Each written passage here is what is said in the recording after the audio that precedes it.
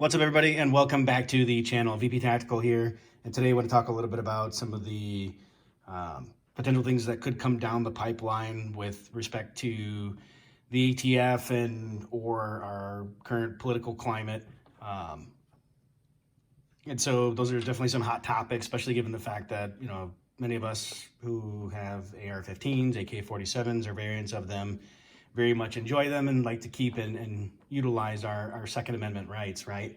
And that being said, before we dive in, if you do like my content, definitely hit that like and subscribe button.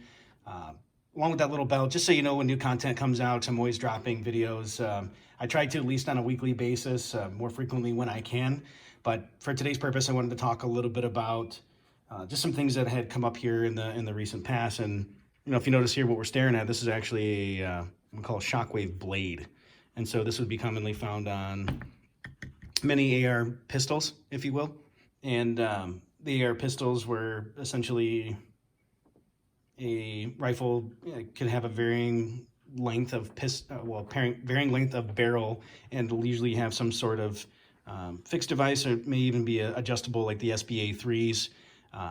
But based under the classification of the rifle itself, aka rifle pistol, or AR-15 pistol, if you will, it was how it was designated. And really, when you first purchased it, it was categorized as a pistol based on certain parameters, and primarily was with respect to the attachment on the end. So what really makes it a rifle, quote unquote, is a buttstock, according at least to the ATF as far as past rulings.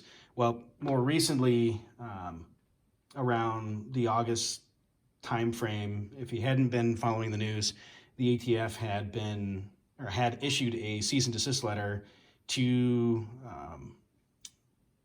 a company called QLLC. It's a manufacturer of the boutique brand Honey Badger AR pistol. They're very popular among folks who enjoy, again, AR-15 pistols, etc. And the interesting thing about that is that they're basically going back and forth about what's really AR pistol versus what's not, and that's kind of concerning, right? Because there's been hundreds of thousands of these things being made, along with adapters like this or the SBA-3, and ruling that ATF does could potentially change what that looks like for future folks, and possibly turn people into felons overnight. And that's really concerning and scary. And the interesting thing is, they did do that cease and desist letter, and then around the beginning of October, the Justice Department stepped in and published its own letter suspending ATF order for at least 60 days, which basically pushed things after until the presidential election. Which, of course, if the current administration has taken over and it happens to swing the other direction, there's a very strong possibility that they will try to implement additional gun measures, particularly the banning of certain firearms, whether it be AR-15, so on and so forth. So it's just kind of a weird time right now with everything that's going on. But this is definitely of a concern. And one of the things that I'd found, and this was actually brought to my attention by, I think, Mr. Guns and Gear, and also the Military Arms channel, which I'll leave links to their channels in my video below. They had gotten a hold of a letter that was from a law firm of Wiley Rain, and they're one of the largest law firms in the firearms industry. They represent a lot of major manufacturers in dealings with ATF and regulations. It's definitely not a joke, not speculation. This is definitely some things that could be coming down the road. And as of now, essentially what's been going on, there's really three main things that the ATF is currently considering. And they have done some things in the past that have gone against Trump's administration's executive orders mandating such regulatory practices cease. And so I'm going to go through this letter with you and just talk a little bit about it just briefly. And so it says, it goes against Trump administration's executive order mandating such regulatory practices cease. The BATF has led the charge in thumbing their nose at the president and the Department of Justice under the leadership of the Attorney General Barr. Second, any firearm that has a barrel length that is too long or the firearm is too heavy will be considered not importable by the BATF. No more pistol versions of these rifles will be importable. You think, okay, well, that's not a big deal because I don't necessarily have anything imported. well, that can definitely affect the types of firearms that we have access to. And or if you do happen to own some of these things, that very well could change, what's legal and what's not coming in the near future. And third, which is probably one of the most important parts to pay attention to, as it talks about, it says through unwritten interpretation of regulations and through private correspondence with unspecified companies, the ATF has capriciously and arbitrarily decided that any AR-15 pistol, AK pistol, HK pistol, etc., isn't any other weapon, AOW.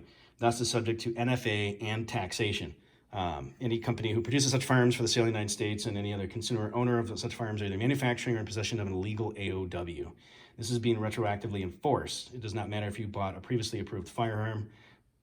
The only way you can be for certain is you're in opposition of legal NFA items to personally submit your AR-15 pistol, AK pistol, etc. to the ATF for determination. This can take up to a year, and any letter given to you is only for you.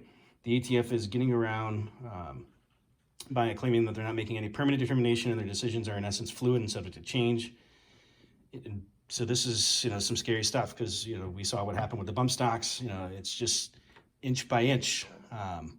Things are trying to be taken away. So I would urge you, definitely you get an opportunity to reach out to your local representatives, current administration, future administration, and express your displeasure with some of the things that are taking place, and the fact that some things are being undermined in terms of, the ATF going back and forth and changing their rulings.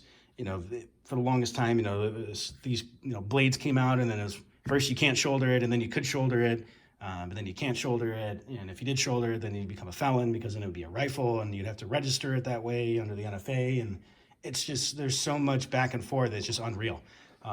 But needless to say, this is definitely an important video to talk about. Hopefully this message gets through to a lot of folks. Definitely hit that like and subscribe button. Like I said, even share it. If you got friends or family members, anybody else that's into weapons, particularly AR-15s, AK-47s. They're pro 2A regardless. Definitely send them this video. Appreciate all that you do, all the love and support. Hopefully you stay safe and vigilant out there, and stay tuned for some future content, conjuring up some ideas. If you got anything that you'd like me to cover or talk about, definitely drop that in the comments section below. As always, like I said, stay safe and be vigilant, and take care.